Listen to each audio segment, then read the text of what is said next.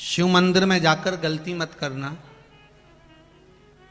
कोई भी सामग्री आप भगवान शंकर को अगर समर्पित कर रहे हैं, जैसे केला ले गए, पपीता ले गए, या कोई आप खाने का सामान ले गए, या आप कोई वस्तु या दिया बत्ती ले गए, कभी भी ध्यान रखना जलाधारी के ऊपर वो केला या फल या सेव फल या नारियल या जो भी सामान है वो जलाधारी पर कभी मत रखना।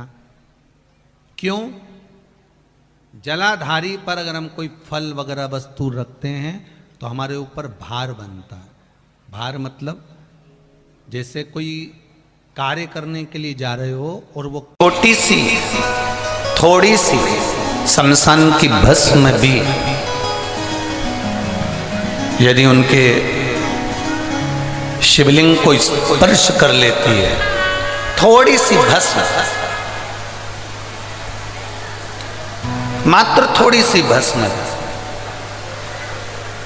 अगर उनके शिवलिंग को स्पर्श कर लेती है, उनके शिवलिंग का स्पर्श मात्र कर लेती है और वो भस्म भी स्पर्श मात्र करने से इतनी पवित्र हो जाती है कि वो कुबेर का भंडार भर देती है। तो जरा विचार करिएगा कि एक फूल, एक पत्ती, एक धतूरा, एक थोड़ा सा पत्ती पुष्प भी शंकर भगवान के शिवलिंग पर चढ़ता है तो हम उस फूल पत्ती को जमीन पर नहीं फेंकते।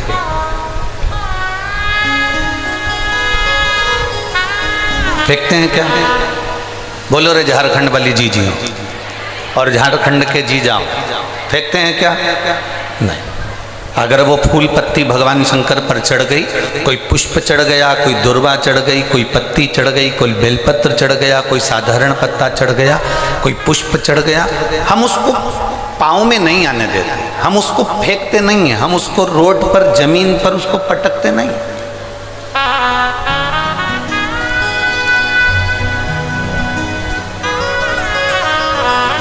अब जरा विचार करिएगा, फूल पत्ती शिवजी के शिवलिंग का स्पर्श कर लेती है तो वो फूल पत्ती पाँव में नहीं आती, कचरे में नहीं फेंकी जाती, रोड पर नहीं फेंकी जाती, कहीं उसको पटका नहीं जाता, उसका विसर्जन किया जाता है, उसको तुलसी में डाल दिया जाता है, उसको किसी पौधे में डाल दिया जाता है, उसको जल में डाल दिया जाता है, उसको एकांत में कहीं विसर्जन कर दिया जाता है। जरा विचार करिए, एक साधारण सी पत्ती, एक साधारण सा पुष्प शिवजी के शिवलिंग का स्पर्श कर लेता है तो वो पाँव में नहीं आता, वो कचरे में नहीं जाता, वो गटर में नहीं जाता, वो गंदी जगह पर नहीं जाता। तो जरा विचार करना कि हम प्रतिदिन भगवान शंकर को एक लोटा जल चढ़ाते हैं और उसका स्पर्श करते हैं तो क्या हम नरक चले जाएंगे? हम भी तो अच्छी जगह ही जाएंगे, हम भी तो श्रेष्ठ जगह पर ही पहुंचेंगे।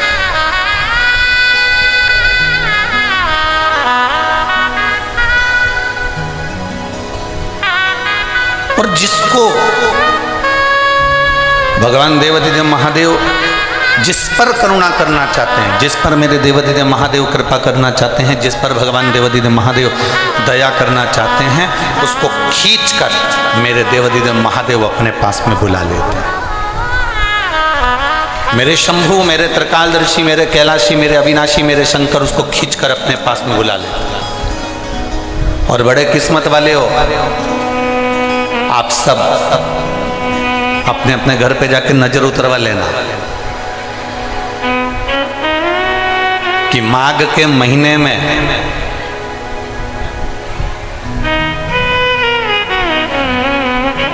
आप और हम भगवान शंकर की कथा को श्रवण कर रहे हैं तो साधारण नहीं हो, मेरे देव अधिदेव महादेव ने उसके लिए आपको चुनकर रखा, इसलिए खींचकर यहां तक बुलाया। और शंभो शरणे पड़ी माँ घड़ी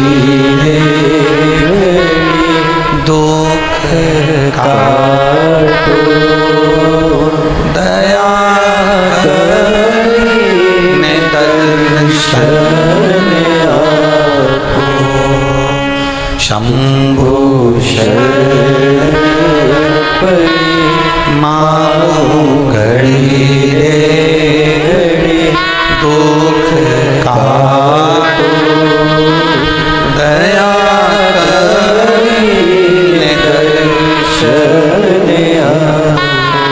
शिव अगर पकड़कर तुमको यहाँ तक लाए, भगवान शंकर अगर आपको यहाँ तक लेकर आए, भगवान शिव यदि आपको यहाँ तक लेकर पहुँचे हैं तो उसकी कृपा ही है, उसकी दया ही है।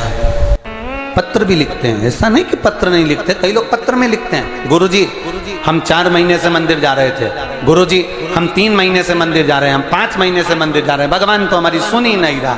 भगवान से हमारा कौन सी दुश्मनी है जो भगवान ने सारा दुख हमको दे दिया, भगवान हमारी सुन ही नहीं रहा।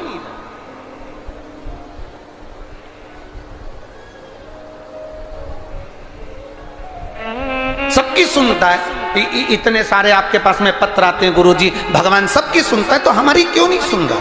हम भी तो मंदिर जा रहे हैं, हम भी तो भगवान को जल चढ़ा रहे हैं, हम भी तो भगवान के मंदिर में झाड़ू लगा रहे हैं, हम भी तो भगवान के मंदिर में पोछा लगा रहे हैं, हम भी तो भगवान का श्रृंगार कर रहे हैं, फिर भगवान हमारी सुनता क्यों नहीं है? 2 महीना 3 महीना 4 महीना जाते हो और मन में विचार रखते हो कि भगवान ऐसा कर देना कि बस मेरा काम हो जाए। भगवान भी मन में सोचते हैं तो चिंता मत कर, तेरे यहाँ किसी की दुकान हो तो उस दुकान को एक बार देखना। एक दुकान में सेठ जी बैठा रहता है, उसको घर पर 5 लाख रुपए पहुंचाना। समझना जरा बहुत अच्छे से, सेठ जी दुकान पर ऑफिस में, और उसको 5 लाख रुपए अपने घर पर भेजना। उसके यहाँ पर 15 नौकर काम कर रहे हैं। एक नौकर 1 महीने पहले लगा, एक नौकर 3 महीने पहले लगा, एक नौकर 10 महीने पहले लगा, एक नौकर 1 साल से लगा, एक नौकर 5 साल से लगा। अब सेठ जी वो 5 लाख रुपए अपने घर भेजना है तो कौन से नौकर के हाथ में देंगे?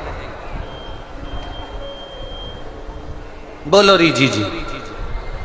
जो 1 महीने काम पर आया उस पर, जो 2 महीने काम पर आया उस पर, जो 3 महीने काम पर आया उस पर, जो 4 महीने काम पर आया उस पर नहीं। सेठ जी ने पुराने को बुलाया, इधर आओ इधर आओ। हाँ सेठ जी बेटा ये बैग घर पर रख के आना, हो संभाल के ले जाना, 5 लाख रुपए सावधानी से ले जाना। जी आप चिंता मत करो सेठ जी, आप बिल्कुल चिंता मत करो।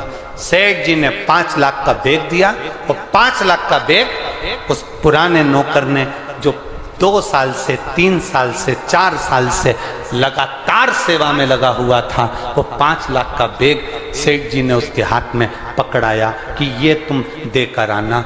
बस उसी तरह वो भोलानाथ और अपन उसके चाकर हैं, वो भी हमारे हाथ में इतनी जल्दी नहीं दे देता है, वो देगा जब आपको पूर्ण तरह से परख ले।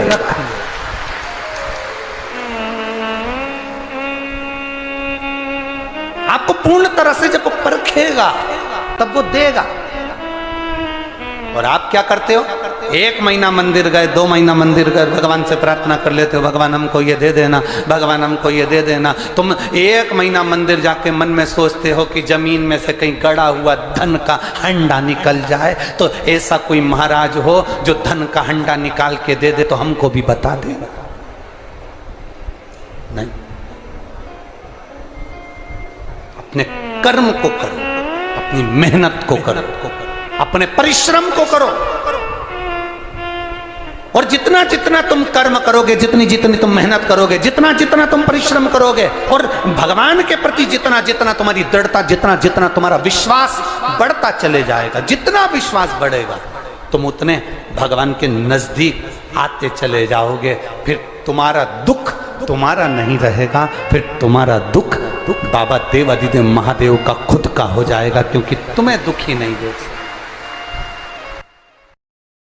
कर दिया नहीं पार्वती, ये मेरे नेत्र बंद करने के बाद प्रगटा। ये कथा हमको सीखने के लिए है। भूखे को भोजन कराना है, जीते जी करा दो। प्यासे को पानी पिलाना है, जीते जी करा दो। लंगर लगाना है, जीते जी लगा लो।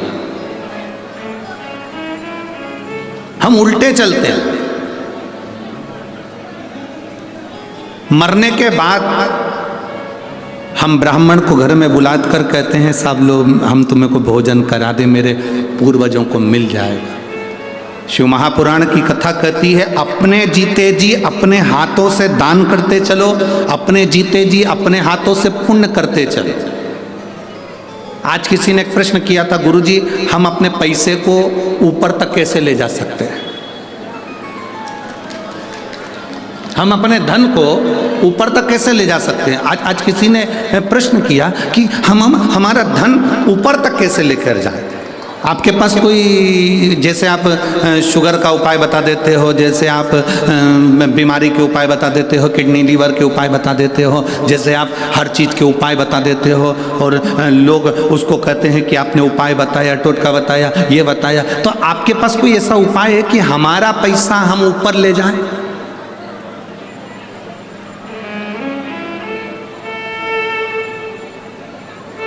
अब प्रश्न करने वाले ने कोई गलत प्रश्न नहीं किया है। क्या आपने बताया कि बुखार में ऐसा कर लेना, फिर